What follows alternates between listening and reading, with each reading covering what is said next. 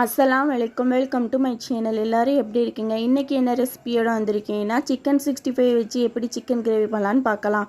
வாங்க வீடியோக்குள்ளே போகலாம். இப்போ ஒரு பெரிய சைஸ் பெரிய வெங்காயத்தை குட்டி குட்டியாக கட் பண்ணி வச்சுருக்கேன்.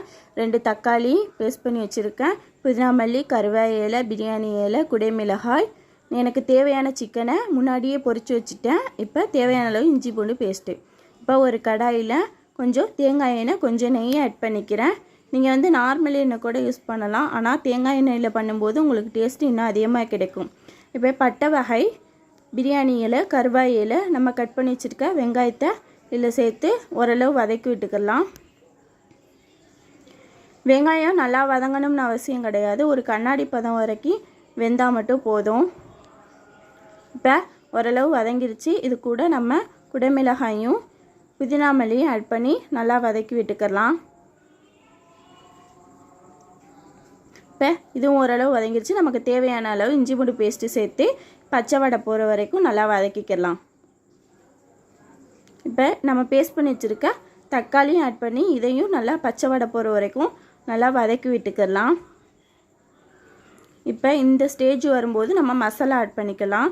எப்போயுமே மசாலா ஆட் பண்ணும்போது அடுப்பு வந்து வாமில் தான் இருக்கணும். ஸ்பீடில் இருந்தால் மசாலா கருவி உங்களுக்கு அந்த டேஸ்ட்டு கிடைக்காது. இப்போ இதில் கொத்தமல்லி தூள், கரம் மசாலா, மல்லித்தூள், மஞ்சள் தூள், மிளகாய் தூள் ஆட் பண்ணி இதையும் நல்லா வதக்கிக்கலாம். நம்ம வந்து இதில் சிக்கன் சேர்க்குற வரைக்கும் அடுப்பு வந்து வாமில் தான் இருக்கணும்.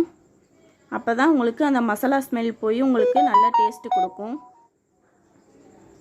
இப்போ இது ஓரளவு வதங்கிருச்சு. இப்போ நம்ம பொரிச்சு வச்சுருக்க சிக்கனை ஆட் பண்ணி கலந்து விட்டுக்கலாம். இந்த சிக்கனும் மசாலாவும் நல்லா ஒன்று சேர கலரணும். இப்போ இதே நல்லா கலரியாச்சு. இப்போ ஒரு டம்ளர் தண்ணி விட்டு ஒரு கொதிக்கவும். நான் இதில் வந்து முந்திரி பருப்பு, நிலக்கடலை, நச்சீரகம், சோம்பு, மிளகு, கசாசா ஆட் பண்ணி நல்லா பேஸ்ட் பண்ணி இதில் ஒன்று சேர்த்து கொஞ்சம் உப்பு போட்டு நல்லா கொதிக்க விட்டுக்கிறேன். இப்போ நல்லா கொதித்து நல்லா வெந்து வந்துருச்சு. இப்போ இறக்க போகும்போது புதினா மல்லி தூவி இறக்கிடலாம். சுட சுட சிக்கன் 65லேருந்து சிக்கன் கிரேவி ரெடி. இது வந்து சப்பாத்தி, இட்லி, தோசை, இடியாப்பம், ரைஸ் எல்லாத்துக்கும் வச்சு சாப்பிட்லாம். அவ்வளோ டேஸ்ட்டாக இருக்கும். ஒரு தடவை வீட்டில் ட்ரை பண்ணி பாருங்கள். Thank you so much. இது போல் அடுத்த வீடியோவில் உங்களை சந்திக்கிறேன்.